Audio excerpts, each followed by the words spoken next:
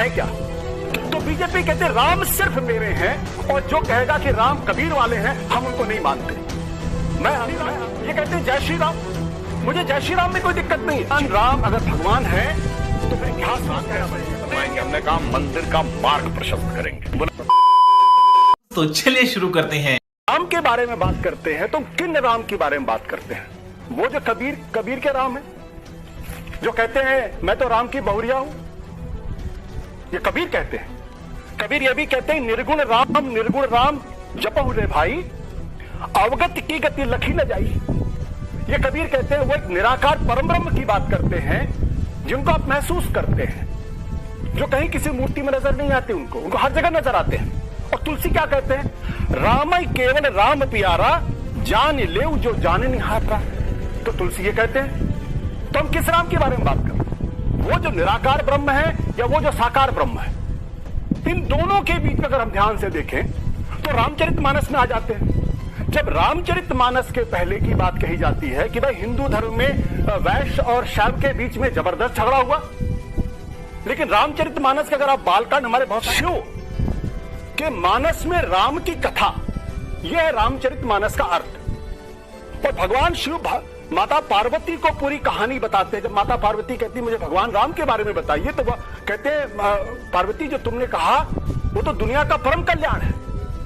तो वो कहते हैं भगवान शिव पार्वती को राम की कथा कहते हैं, तो वो तो शैव और वैष्णव दोनों को जोड़ देते हैं, वहां से वो लड़ाई खत्म हो जाती। और ये राम की जो कथा चार घाटों पर कथा कही जाती है। एक पे भगवान शिव पार्वती को बताते हैं, दूसरे पे याज्ञवल्क्य भारद्वाज को बताते हैं, तीसरे पे काक भुषुंडी कौवों को बताते हैं, और चौथे पे खुद तुलसीदास इसका पाठ करते हैं। अब प्रश्न ये उठता है जब राम ऐसे हैं कि जिनकी कथा खुद भगवान शिव कहते हैं, तो बीजेपी कहते हैं राम सिर्फ मेरे हैं और जो कहेगा कि राम कबीर वाले हैं हम उनको नहीं मानते।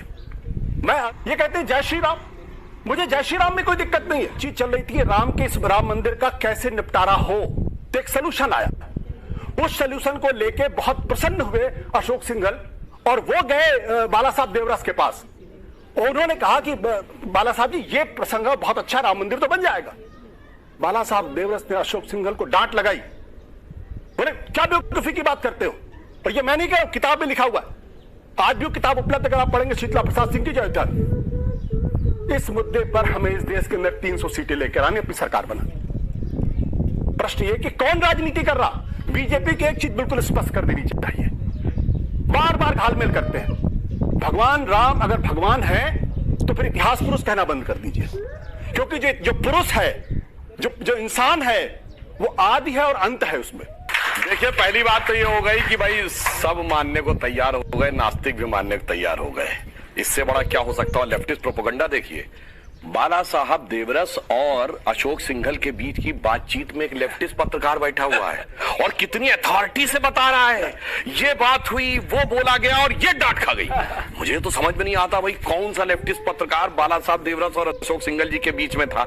ये प्रोपेगेंडा होता है। और मैं आपको बात बताना चाहता हूं, अब जो इन्होंने कहा, देखिए लोग नास्तिक होकर भी कितना बढ़िया दर्शन की व्याख्या करने लगते हैं कि भगवान, अभी इन्होंने भी कहा कि भगवान है तो इंसान कैसे हैं? अरे तुलसी ने जवाब दिया है, व्यापक ब्रह्म निरंजन अविगत विगत विनोद सो अज प्रेम भगति बस कौशल्या की गोद। वो कहते हैं कि ये ब्रह्म है, अनादि है, परंतु भक्ति के कारण वो आपको दिखाई पड़ते हैं। जैसे सूर्य आपको दिखता है ऊपर, मगर आपको शीशे में रिफ्लेक्शन में देखता है। अगर शीशा साफ होगा तो आपको साफ साफ रिफ्लेक्शन सूर्य का दिखेगा। यानी वो उस रूप में आते हैं। और ये लोग बड़ी मजेदार बात करने लगते हैं कि साहब तुलसी के राम अलग है और उनके राम अलग है। तो तुलसी ने भी कहा सिया राम मैं सब जग जानी, करूं प्रणाम जोर जुग पानी। तो कबीर ने कहा है दुल्हिन गाओ मंगल चार, हमरे घर आए रे राजा राम भरतार। राजा राम बोला है, 1 लख पूत 1.25 लाख नाती, ता रावण घर दिया न बाती। तो रावण भी उन्होंने बहुत साफ साफ कहा है। परंतु मजेदार बात यह है कि सेकुलर लोगों को इस बात पे तो आपत्ति है। आनंद रंगनाथन जी ने अच्छा जवाब दिया कि मंदिर में पैसा नहीं लगे, मगर सेकुलर सरकार को हज सब्सिडी देनी चाहिए थी, उस पर किसी को आपत्ति नहीं थी। जबकि मुस्लिम अकीदे के अनुसार हज अपने पैसे से जाया जाता है। सरकार के पैसे से नहीं। मजे की बात, हमने कभी नहीं कहा हम मंदिर बनवाएंगे, हमने कहा मंदिर का मार्ग प्रशस्त करेंगे। मुलायम सिंह ने कहा मस्जिद बनवाएंगे। और आवश्यक है ये राम मंदिर बन के जानते क्या संदेश देगा? दुनिया का इतिहास भरा पड़ा है कि भाई भाई की गर्दन काट के गद्दी पे बैठा, बेटा बाप को मार के गद्दी पे बैठा।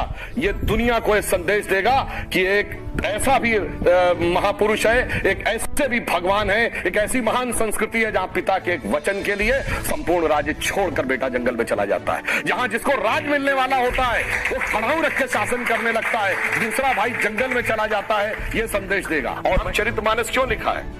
राम के चरित्र को मन में धारण करिए। रावण हर चीज में राम से बड़ा था जब राम लीला कर रहे थे। वैसे तो वो ईश्वर है, हर चीज में बड़ा, पैसे में बड़ा, उनके पास सोने की लंका, उसके बाद रावण रथी वीरत रघुवीरा।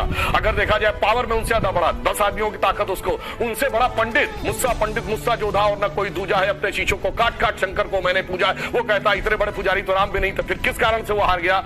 चरित्र में राम बड़े थे, इसीलिए तुलसी ने कहा राम चरितमानस। और चरित्र की याद दिलाएगा यह मंदिर, जो सिर्फ भारत के लिए नहीं पूरी मानवता के लिए श्रेष्ठतम मानवीय मूल्यों का प्रतीक होगा। इसलिए 21वीं सदी का महान भारत बगैर राम मंदिर के संभव नहीं था। इसीलिए अमृत काल के उषा काल में राम मंदिर उभर के सामने आ रहा है।